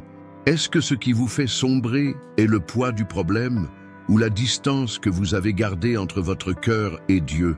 C'est une question à laquelle peu de gens ont le courage d'affronter, parce qu'il est plus facile de blâmer la vie, le système, les autres, que d'admettre qu'à un moment donné, notre foi est devenue une formalité, une tradition sans feu. Mais il y a de l'espoir. Il existe un endroit où la douleur devient un cri et où le cri devient une réponse. Jonas, même au plus profond de son erreur, a choisi de crier. Et quand il priait, Dieu ne se contentait pas d'écouter. Dieu ordonnait. Le poisson l'a vomi, pas doucement, pas calmement, mais avec force. Parce que parfois, la libération est violente. Dieu ne vous fait pas sortir doucement de certaines prisons, il vous en fait sortir. Et c'est pour ça que ça fait mal. Vous priez pour la délivrance, mais vous voulez que cela vienne à voix basse. Et Dieu répond par un tremblement de terre. Si cette parole vous a profondément ému, commentez tout de suite. Dieu, même du plus profond de moi, je crie vers toi. Déclarez cette foi même si vous vous sentez sombrer, même si tout en vous dit que c'est fini. Parce que ce n'est pas fini. Le fond peut être l'autel où vous trouvez la voix de Dieu. Et voici une révélation encore plus puissante. Il y a un moment dans la vie de Jésus que beaucoup ignorent. Un moment où le Fils de Dieu lui-même disait « Si possible, éloigne de moi cette coupe ». Qu'est-ce que cela nous apprend sur la pression émotionnelle, même pour ceux qui sont parfaits? Dans l'obscurité silencieuse du jardin de Gethsémani, où le bruit de la respiration lourde de Jésus se mêlait au bruissement des feuilles, quelque chose de profondément humain s'est produit. Ce n'était pas un miracle visible. Il n'y a pas eu de guérison instantanée, pas de foule d'émerveillement. Il y avait de la sueur, il y avait de l'angoisse, il y avait des larmes. Le Fils du Dieu Très-Haut, celui qui marchait sur l'eau et calmait les tempêtes d'un seul mot, tremblait maintenant devant la douleur imminente. Il ne s'est pas enfui, il ne s'est pas caché. Il tomba face contre terre. Et dans sa douleur la plus extrême, il a prié « Père, si tu le veux, éloigne de moi cette coupe, mais que ce ne soit pas ma volonté, mais la tienne. » Luc 22, 42. À ce moment-là, l'anxiété atteint son paroxysme, mais ce n'était pas une anxiété ordinaire. C'était la pression de porter le péché de toute l'humanité. C'était le poids de la culpabilité que vous portez maintenant, l'épuisement que vous ne savez peut-être pas comment exprimer des mots. Et c'est là, dans l'endroit le plus sombre de l'âme humaine, que Jésus a décidé de ne pas vous abandonner. Avez-vous déjà ressenti cela? Y a-t-il déjà eu une nuit où, comme Jésus à Gethsémani, vous vouliez simplement que tout s'arrête pour que le poids disparaisse? Que quelqu'un dise « Tu peux le laisser, je le porterai pour toi ». Souvent, quand on dit « on n'en peut plus cette pression », on ne parle pas de quelque chose de physique. Nous parlons de ce genre de pression qui nous comprime de l'intérieur, silencieuse, invisible et pour cette raison même si dévastatrice. Vous vous levez tous les jours et remplissez vos engagements, mais quelque chose en vous est toujours sur le point de s'effondrer. Et personne ne le remarque. Vous êtes en guerre, mais sans blessure visible. Il sourit, mais il saigne intérieurement. Et le pire, beaucoup vous demandent la foi exactement au moment où votre âme crie grâce. Jésus comprend. Il l'a senti. Il a été trahi par un baiser alors qu'il priait encore pour avoir de la force. Il a été abandonné au moment où il avait le plus besoin de compagnie. Et même s'il était Dieu lui-même, il a demandé que la souffrance soit évitée. Mais il s'est soumis car il savait qu'un jour quelqu'un tomberait aussi à genoux en disant « Père, je n'en peux plus ».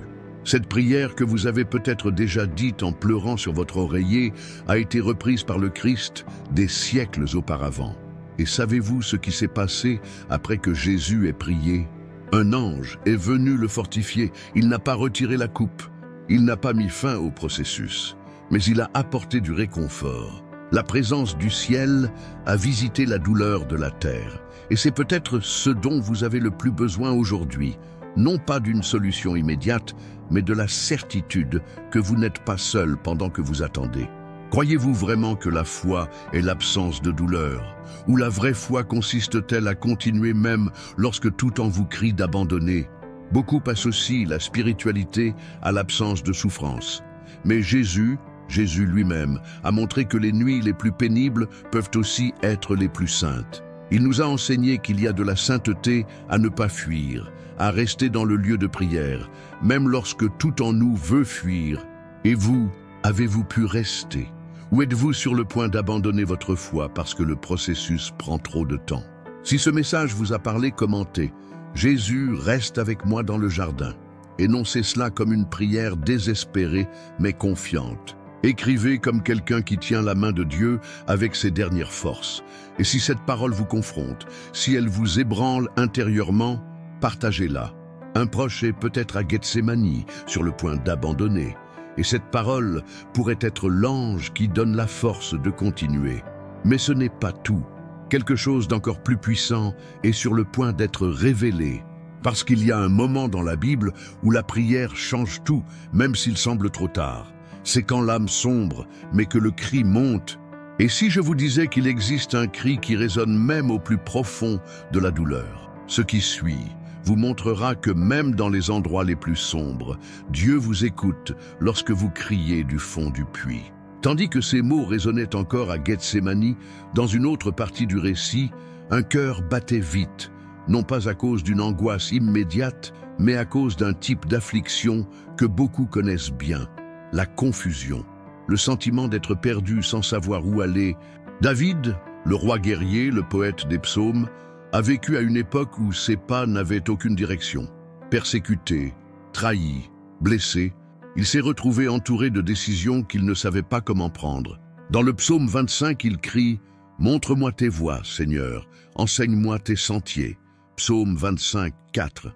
La prière de David n'est pas seulement une demande d'information, c'est le désespoir de quelqu'un qui ne supporte plus de tourner en rond. C'est le cri de ceux qui ont essayé tous les raccourcis et n'ont toujours pas réussi à sortir du labyrinthe de l'angoisse.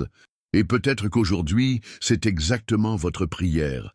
Vous êtes là coincé entre des choix qui semblent tous erronés. Des chemins qui vous invitent, mais aucun ne vous garantit la paix. Et c'est ce qui fait mal. Ce n'est pas seulement le doute, c'est l'absence de paix. La confusion dans l'esprit commence à se propager au cœur, et bientôt elle contamine tout. Votre foi, votre espoir, votre motivation. L'anxiété, dans ce cas, ne se présente pas comme une attaque directe, mais comme un brouillard. Elle étouffe lentement. Vous ne pouvez pas penser clairement, vous ne pouvez pas décider avec certitude. Et alors vous commencez à faire ce que David a fait, crier. Mais pouvez-vous encore entendre Dieu au milieu du bruit de vos urgences? Êtes-vous prêt à faire taire votre ego lorsque vous cherchez des réponses pour écouter ce que dit l'Esprit? Jésus vous parle, et il parle dans le silence, entre les lignes, dans des versets que vous connaissez déjà, mais que vous n'avez jamais cessé de méditer en profondeur. La vérité est que la direction de Dieu se manifeste rarement par un cri. Cela vient comme une douce brise, comme un souffle dans l'âme. Par conséquent, le chaos du monde doit être réduit au silence afin que vous puissiez le discerner. David l'a compris.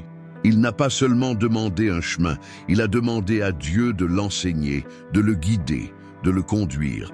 Et voici la clé. Dieu ne veut pas seulement vous donner une direction, il veut être votre direction.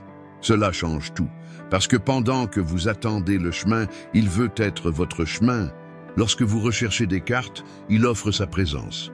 Combien de fois avez-vous confondu votre propre volonté avec la direction divine? Une partie de votre angoisse ne vient-elle pas de vouloir que Dieu bénisse des chemins que vous avez vous-même décidé de suivre sans le consulter? Cela fait mal. Cela fait mal d'admettre que nous prenons des décisions de manière impulsive, par peur, par fierté. Cela fait mal de reconnaître que bon nombre de nos déserts ont été construits par nous-mêmes, mais il y a même là de la grâce. David, bien qu'il soit roi, s'est humilié. Et vous aussi, aujourd'hui, pouvez le faire. Vous pouvez arrêter de chercher des réponses rapides et demander quelque chose de plus profond. L'intimité avec l'Esprit qui vous guide. Si ce mot vous a confronté, commentez maintenant. « Seigneur, guide-moi même quand je ne comprends pas. » Soyez courageux. N'écrivez pas par habitude, écrivez comme une livraison, comme un vrai cri. Utilisez les commentaires comme autel, comme un espace d'abandon. Écrivez ceci avec votre cœur nu devant Dieu. Et si vous connaissez quelqu'un qui est complètement perdu, sans direction, partagez cette vidéo, il pourrait être la boussole manquante. Et voici la partie la plus impressionnante de cette histoire. Il y a des moments où l'anxiété semble éternelle, comme si elle ne disparaîtrait jamais. Mais il y a une rencontre, un contact, un regard de foi qui brise des cycles de douleur qui durent des années.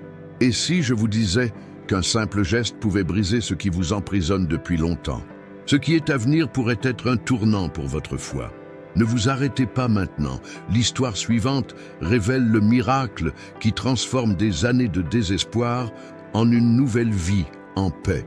Il y a des douleurs qui durent si longtemps qu'elles font partie de l'identité de quelqu'un. La femme souffrant d'une perte de sang, décrite dans l'évangile de Marc, en est l'un des exemples les plus émouvants. 12 ans souffrant d'hémorragie constante, rejetée par la société, exclue de la société humaine, considérée comme impure.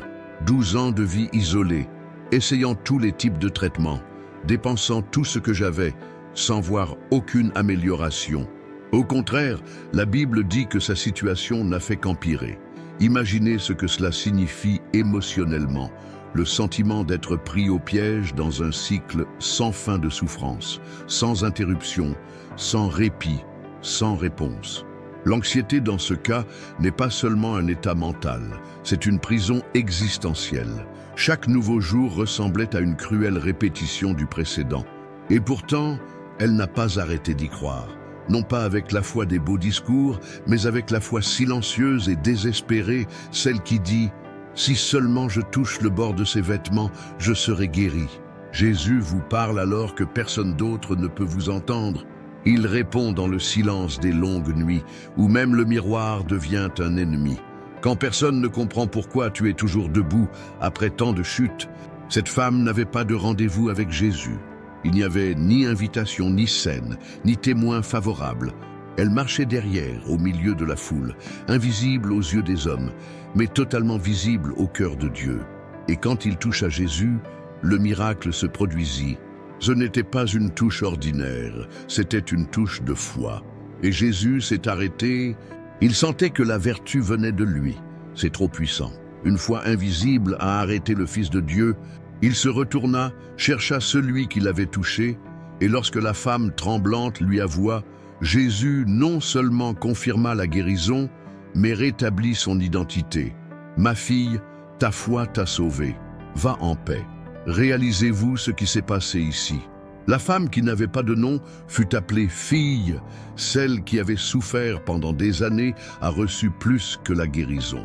Elle a reçu une appartenance. Et c'est peut-être ce que recherche votre âme. Plus qu'un simple soulagement momentané, vous voulez être reconnu par Dieu, appelé par son nom, guéri dans votre identité et pas seulement dans vos symptômes. Combien de fois avez-vous pensé que cette anxiété serait éternelle? Combien de fois avez-vous cru qu'il s'agissait simplement d'avoir plus de foi, alors qu'en réalité, ce dont vous aviez besoin était un contact réel, vivant et profond de la présence de Jésus? Commentez maintenant avec foi et courage. Aujourd'hui, je touche Jésus par la foi. Ne laissez pas ce mot passer comme une simple vidéo. Déclarez-le avec la conviction de quelqu'un qui est prêt à briser les cycles de douleur qui durent depuis des années. Écrivez avec l'audace de cette femme qui n'a pas attendu qu'on l'appelle, mais qui a décidé d'agir. Et plus encore, si ce message vous a confronté et vous a guéri en même temps, cliquez sur « J'aime » maintenant. Car ce simple acte peut être le pont permettant à d'autres vies d'être également touchées par cette vérité. Il ne s'agit pas seulement d'engagement, mais aussi de foi active. Votre semblable peut être un instrument de Dieu. Et si vous doutez que ce cycle puisse prendre fin, permettez-moi de vous demander, est-ce un manque de foi ou êtes-vous simplement trop fatigué pour réessayer? N'acceptez pas cette prison comme faisant partie de qui vous êtes. Jésus ne vous a pas créé pour vivre en marge de la paix. Il vous appelle aujourd'hui à le toucher avec foi, même si c'est la dernière force dont vous disposez, parce que parfois la guérison vient dans le dernier geste, dans le dernier souffle d'espoir, dans ce moment où on ne sait plus expliquer pourquoi on croit encore, mais on croit. Et ce qui vient ensuite est quelque chose que peu de gens osent demander, un signe visible de la présence de Dieu. Un geste divin au milieu du chaos intérieur. Mais et si je vous disais que ce signal pourrait déjà se produire pendant que vous écoutez ce message? Ne manquez pas le prochain bloc, ce pourrait être le soupir que votre cœur attendait. Après des années de peur, de doute et de fatigue spirituelle, peut-être que tout ce que vous recherchez ce soir n'est qu'un signe, un geste, un toucher qui dit « Je suis toujours là et tu n'es pas oublié ». Cette recherche d'un signe n'est pas une faiblesse, c'est un cri de l'âme. Gideon ressentait la même chose. Il n'était pas un leader, il n'était pas courageux et il ne se considérait pas non plus comme un élu. Il se cachait, moulant du blé dans le moulin, essayant de survivre. Il a dit lui-même, « Si le Seigneur est avec nous, pourquoi tout cela nous est-il arrivé ?» Juge 6:13. Cela vous semble-t-il familier ? Combien de fois cette même question a-t-elle crié en vous au petit matin, lorsque l'anxiété vous serre la poitrine et que la voix de Dieu semble si lointaine? Combien de fois avez-vous prié en silence pour un signe, n'importe quel signe, qui confirme que vous n'êtes pas seul? Et c'est dans ce contexte que Dieu choisit Gédéon. Mais l'appel ne vient pas avec des garanties visibles, il vient avec la foi. Pourtant, Gédéon demande confirmation. Pas un, mais deux. Il dépose une toison de laine sur le sol et demande que la rosée ne tombe que sur elle. Ensuite, c'est le contraire. Dieu répond. Pourquoi? Parce que Dieu connaît la structure de ceux qui l'appellent. Il n'est pas offensé par notre fragilité. Au contraire, il y trouve l'occasion de révéler sa fidélité. Gideon n'était pas un héros tout fait. C'était quelqu'un écrasé par le doute. Et pourtant, c'est avec lui que Dieu comptait. Comprenez-vous la profondeur de cela? Le ciel ne cherche pas des surhommes, mais des cœurs sincères. Peu importe que vous veniez de nuits blanches ou de jours où votre esprit ne pouvait s'arrêter de tourner, Jésus vous parle au point précis de votre faiblesse. Et peut-être que ce qui vous paralyse maintenant n'est pas l'absence de foi, mais la peur excessive d'être à nouveau déçu. Vous l'avez déjà cru, déjà prié, déjà attendu, et comme rien ne s'est passé, vous avez décidé de ne plus créer d'attente. Mais c'est là qu'intervient ce message. Et si le signe que vous demandiez se produisait déjà en ce moment et que vous le laissiez passer par peur de croire à nouveau? Combien de bénédictions sont passées inaperçues parce que l'anxiété vous a appris à vous attendre au pire? Vous n'êtes pas fait pour survivre en mode défensif. Vous avez été créé pour entendre la voix du Père, même dans les déserts. Ce n'est pas une coïncidence si vous êtes arrivé ici. Ce message ne vous est pas parvenu par algorithme. Cela est venu par direction divine. Si ce mot vous a réveillé, écrivez hardiment dans les commentaires « Jésus, montre-moi ton signe aujourd'hui ».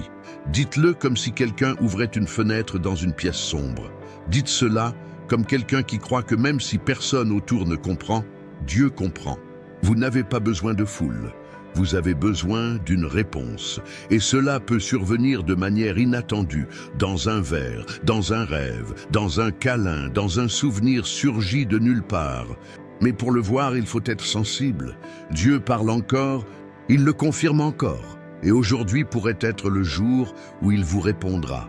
Et si je vous disais que continuer à ignorer cet appel est la raison pour laquelle votre anxiété ne disparaît jamais? Et si le bruit dans votre esprit était l'absence de la voix que vous avez refusé d'entendre? Il ne s'agit pas de mysticisme. C'est un Dieu réel et présent qui murmure au milieu du chaos. Je suis là. Mais il ne rivalise pas avec le bruit. Il s'attend à ce que vous restiez silencieux, que vous arrêtiez de fuir et que vous demandiez simplement « Seigneur, est-ce à toi que je parle ?» Gédéon a fait ça et sa vie a changé. À partir de ce moment, il devient un instrument de délivrance. Un nouveau cycle a commencé. Cela pourrait être votre tournant aujourd'hui. Mais seulement si vous décidez d'écouter. Nous n'écoutons pas avec l'oreille physique, mais avec le cœur abandonné. Fermez les yeux, respirez profondément. Demandez tout de suite « Parle-moi, Jésus ». Et donc écoutez. Car si le ciel a décidé d'interrompre votre routine avec ce message, c'est que quelque chose d'invisible est sur le point de devenir visible. Es-tu prêt? Si vous êtes arrivé jusqu'ici, vous le savez, ce n'est pas qu'une vidéo. C'était un rendez-vous, une réponse, un câlin de Dieu au milieu de votre anxiété. Chaque histoire racontée, chaque vers révélé, chaque émotion ressentie, tout était une construction divine pour ce dernier instant. Peut-être que votre cœur est lourd. Vous essayez toujours de tout gérer. Peut-être avez-vous encore les larmes aux yeux ou une boule dans la gorge. C'est le Saint-Esprit qui vous visite maintenant. Pourquoi Jésus te parle? Et il parle depuis la première seconde de cette vidéo. Rien n'était dû au hasard. Ni la vidéo ne vous est apparue, ni vous avez décidé de la regarder jusqu'à présent. C'est surnaturel et il est maintenant temps de réagir. Pour faire taire le monde, fermez les yeux et ouvrez votre cœur. Respirez profondément. Permettez-vous de ressentir ce qui se passe. Vous n'avez pas besoin de tout comprendre maintenant, mais vous devez avoir confiance. Devons-nous prier ensemble? Pas seulement entendre une prière, mais prie-toi, comme quelqu'un qui en a marre de s'enfuir, qu'il en avait assez de faire semblant d'être fort, qui est déterminé à rechercher la véritable libération. Parce que Dieu ne veut pas vous soulager pendant quelques minutes. Il veut briser les chaînes qui vous retiennent depuis des années. Seigneur, en ce moment, je me mets en ta présence avec ce frère, avec cette sœur, qui prie avec moi maintenant. Cette âme arrivée ici épuisée, accablée par l'angoisse, en guerre contre elle-même.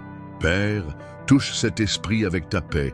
Calmez ce cœur qui vit en état d'alerte. Les voix d'accusation, de doute, d'épuisement cessent. Cela redonne vie à l'âme qui se sentait déjà morte à l'intérieur. Libre Jésus, entrez maintenant avec guérison, direction et réconfort. Que cette soirée soit une étape importante. Que cette prière brise les cieux. Que cette maison soit envahie par ta présence. Restaure la foi, allume la flamme, renouvelle l'espoir. Que ce Fils t'entende aujourd'hui et ne doute plus jamais que le Seigneur a toujours été là. Au nom de Jésus, Amen.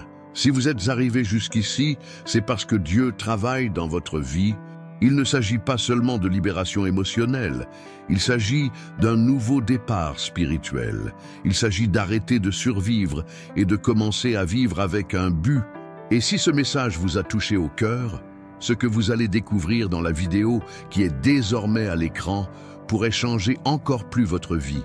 Ne partez pas sans regarder, car ce qui va suivre pourrait être exactement ce dont vous avez besoin pour votre libération complète. Quelque chose d'aussi puissant que ce que vous venez de vivre, peut-être même plus profond. Est-ce que vous ressentez cela, cette urgence? C'est Dieu qui vous appelle à l'étape suivante. Commentez tout de suite. Je suis arrivé jusqu'au bout, si ce mot vous parlait. Partagez avec quelqu'un qui est au bord de l'effondrement émotionnel. Ce message pourrait être la réponse à la prière de quelqu'un. Et si vous n'êtes pas encore abonné à la chaîne, faites-le maintenant comme un acte de foi et de gratitude. Si ce contenu vous a rendu plus fort, s'inscrire, c'est comme dire oui à tout ce que Dieu veut encore vous révéler ici. Recevez les prochaines vidéos comme nourriture pour votre âme. C'est plus qu'un contenu, c'est un ministère. Et vous en faites partie maintenant. Ta parole est une lampe à mes pieds et une lumière sur mon chemin. Psaume 119, 105. Puisse cette parole continuer à illuminer votre esprit et à réchauffer votre cœur. Jésus est avec vous et il a encore bien plus à vous montrer.